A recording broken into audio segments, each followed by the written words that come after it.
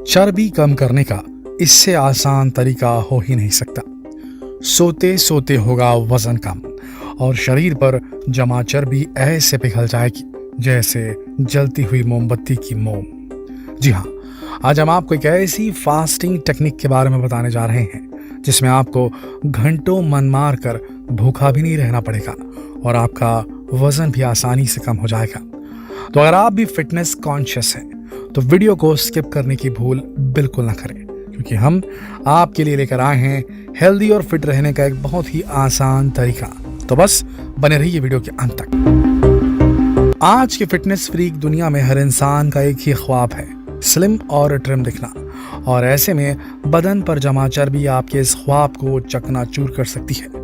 इसीलिए शरीर पर जमा चर्बी को कम करने के लिए लोग घंटों जिम में एक्सरसाइज करते हैं, लंबे समय तक भूखे रहते हैं। पर अब आपको इतना परेशान होने की जरूरत नहीं है, क्योंकि अब इंटरमिटेंट फास्टिंग का दौर जो आ गया है। जी हाँ, यह आजकल बड़ा ट्रेंड में है और इसके इफेक्ट्स भी जल्दी नजर आते हैं। इंटरमिटेंट फास्टिंग एक फूड प्लानिंग है जिसमें रेगुलर टाइम पर फास्टिंग की जाती है और मील्स को स्किप करके सिर्फ 1 या 2 बार खाना खाया जाता है।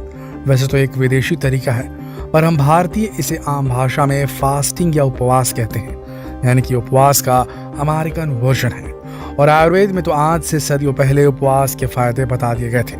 हमारे कई शास्त्रों में भी ये कहा गया है कि सूर्य अस्त होने के बाद कुछ नहीं खाना चाहिए और सुबह जब तक सूरज हमारे सर के एकदम ऊपर ना जाए तब तक भोजन से दूरी बनाकर रखनी चाहिए।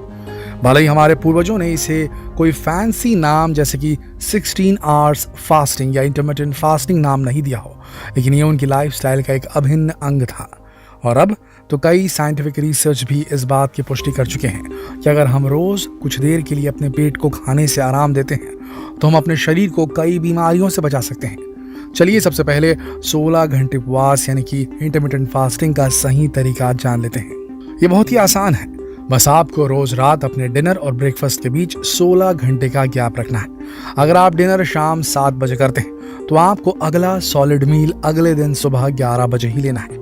और इस तरह अगर आप 6 बजे डिनर कर लेते हैं शाम में तो आप अगले दिन 10 बजे सॉलिड फूड ले सकते हैं सुबह के टाइम। इस दौरान आप अपने शरीर को हाइड्रेटेड रखने के लिए पानी, वेजिटेबल जूस या फिर नारियल का पानी ले सकते हैं।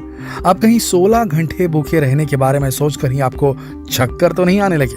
अगर हाँ तो घबराइए नहीं, क्योंकि 16 घंटे में से 7 से 8 घंटे तो आपको सोते हुए ही बिताने हैं। तो अब तो आप खुश हैं ना कि आपको केवल कुछ घंटे ही भूख को बर्दाश्त करना है और वो भी आराम से निकल जाएंगे। चलिए अब आपको 16 घंटे उपवास के 3 सबसे बड़े फायदों के बारे में बता देते हैं। पहला फायदा, यह आपके सभी अंगों को आराम देता है। दोस्तों सोचिए, अगर आपको लगातार काम काम काम और केवल काम ही करना पड़े और आपको आराम का एक भी मिनट ना मिले तो आपका क्या होगा, चाहे वो फिजिकल वर्क हो चाहे वो मेंटल वर्क हो। जाहिर सी बात है कुछ ही दिनों में आपका शरीर जवाब दे जाएगा। अब सोचिए, आप अपने शरीर के साथ भी तो यही नहीं करते। सुबह उठते ही खाना शुरू हो जाता है और जब तक आपका पेट नाश्ते को पचा रहा होता है तब तक उसमें भर भर के हम लंच डाल देते हैं। बेचारा पेट अब एक बार फिर से काम पर लग जाता है और वो आपके लंच को पचा भी नहीं पाता है। तब तक आप उसे डिनर पचाने का काम सौंप देते हैं। पेट बेचारा काम के बोझ का मारा क्या करेगा? आखिर एक दिन वो बीमार पड़ ही जाएगा और उसके बाद आपके पेट में खाना पचने की जगह सड़ना शुरू हो जाएगा और बदन में चर्बी के रूप में जमा होने लगेगा। इसकी वजह से आपको कई खतरनाक बीमारियां लग सकती हैं। पर जब आप 16 घंटे का उपवास करते हैं तो इससे आपके पेट को आराम मिलता है और इस पूरे टाइम में पेट के साथ आपके पूरे शरीर को आराम मिलता है और वो फिर से काम करने के लिए खुद को तैयार कर पाता है। दूसरा फायदा, आप अपने काम को दोगुनी एनर्जी के साथ कर पाते हैं। दोस्तों, जब आप लगातार खाते रहते हैं और अपने पेट को ब्रेक नहीं देते तो आपके शरीर की कुल एनर्जी का 70% हिस्सा केवल खाना पचाने में ही चला जाता है।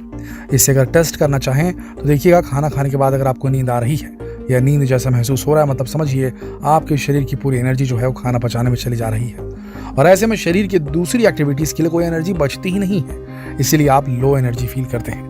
लेकिन अगर आप 16 घंटे का फास्ट करते हो तो इतनी देर में आपके शरीर की एनर्जी सभी अंगों तक अच्छी तरह से पहुंच पाती है और आप 2 गुनी एनर्जी से अपने काम कर पाते हैं। तो अगर आप रोज सुबह चुस्ती फुर्ती के साथ दिन की शुरुआत करना चाहते हैं तो कल से ही नहीं बल्कि आज रात से ही फास्टिंग की, इंटरमिटेंट फास्टिंग की शुरुआत कर दीजिए। तीसरा फायदा ये होगा कि आपको खाने का सही न्यूट्रिशन मिल पाएगा। दोस्तों, आपने अक्सर लोगों को कहते हुए सुना होगा कि हम तो सारा दिन हेल्दी फूड खाते रहते हैं, फिर भी शरीर को नहीं लगता। तो भाई, जब तक आप अपने पेट को थोड़ी देर के लिए फ्री नहीं छोड़ेंगे तो वो खाने में से न्यूट्रिशन को अब्सॉर्ब कैसे करेगा? अरे भाई, जब पेट आखिरी सिरे तक भरा होगा तो वो कैसे कुछ और एक्सेप्ट कर पाएगा? इसीलिए आप कितना ही अच्छा खा लो, उसका कोई फायदा नहीं होगा। इसीलिए रोज अपने पेट को एक ब्रेक जरूर दीजिए। दोस्तों, अब आपने ये तो देख ही लिया कि हम इंटरमिटेंट फास्टिंग या 16 आवर्स की फास्टिंग कैसे कर सकते हैं, लेकिन अब हम जो आपको बताने जा रहे हैं उसके बाद आपके फास्ट से मिलने वाले फायदे 3 गुना हो जाएंगे। हाँ जी, तो चलिए देखते हैं कि किस तरह आप फास्टिंग के ज्यादा फायदे पा सकते हैं। Detox juice.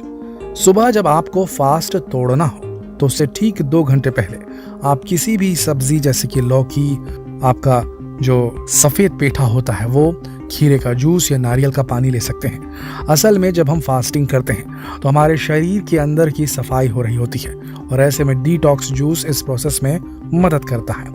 इसीलिए फास्टिंग के दौरान डिटॉक्स जूस पीना सोने पे सुहागा वाली बात हो सकती है। हाँ, लेकिन फास्टिंग के दौरान चाय, कॉफी, सूप से दूरी ही बनाकर रखें तो बेहतर होगा।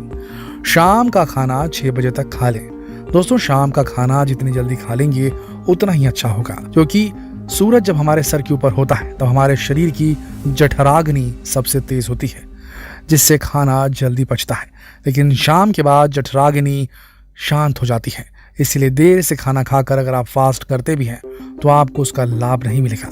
इसलिए डिनर जितना जल्दी हो सके उतना जल्दी कर लें। बाकी बचे 8 घंटों में हेल्दी खाना ही खाएं। अब आप अगर ये सोच रहे हैं कि भाई 16 घंटे तो हमने फास्ट कर लिया, तो बाकी बचे 8 घंटे में हम जो चाहें वो खा लें, तो ऐसा भूल कर भी ना करें। इससे तो आपकी फास्टिंग की सारी मेहनत बर्बाद हो जाएगी। इसीलिए आप इस टाइम पीरियड में जो भी खाएं हेल्दी होना चाहिए। ज़्यादातर प्लांट बेस्ड और पानी से भरपूर खाना आपके लिए बेस्ट होगा। दोस्तों, ये फास्टिंग कोई भी कर सकता है, लेकिन प्रेग्नेंट लेडीज, 16 साल से कम उम्र के बच्चे और अंडर वेट लोगों को 16 आवर्स की जगह 12 से 14 घंटे की फास्टिंग करना सही है। अब आप फास्टिंग शुरू करते हैं तो कुछ दिन आपको थकान और सरदर्द तो महसूस हो ही सकता है, लेकिन धीरे धीरे आपका शरीर इसका आदी हो जाता है और फिर आपको फास्टिंग के दौरान कोई भी समस्या नहीं आती और आपको इसके पूरे फायदे मिलने लगते हैं। और कुछ ही दिनों में आपका वजन कम होने लगता है और आपकी चर्बी जो है वो कम होने लगती है, पिघलने लगती है, और फिर उसके बाद आपको अपनी फिजिक देखकर गर्व महसूस होगा खुद पर। तो बहुत अति महत्वपूर्ण वीडियो है ये।